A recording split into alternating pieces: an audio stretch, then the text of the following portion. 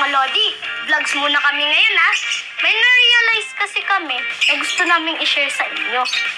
At para rin, mapansin nyo kami. Ay, ano yan sa buhok mo? Shampoo ko nilagyan ng kulay pula na hair dye. Pero may problema.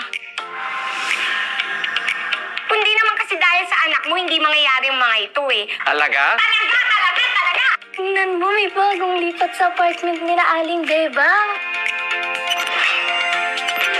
Hindi ko natupad yung pangarap ko na aalagaan ko yung pamilya mo gaya ng pag-alaga ko sa pamilya ko. Malaki na si Joseph at Elaine. Lika, samahan kita. Hindi mo gets, no? Kaya nga sila nag-aaway ng dahil sa atin eh. Ganyan-ganyan din ako dati eh. Kasi pinagalitan ako ng tatay ko sa harap ng maraming tao. Kaya feeling ko, masama ang loob niya. Sino, si Junjun? Hindi yung tatay ko. Ako sa'yo, ang gulo mo kausap. Maghanap ako, hanapin niyo siya. Sino yung tatay ko? Si Junjun.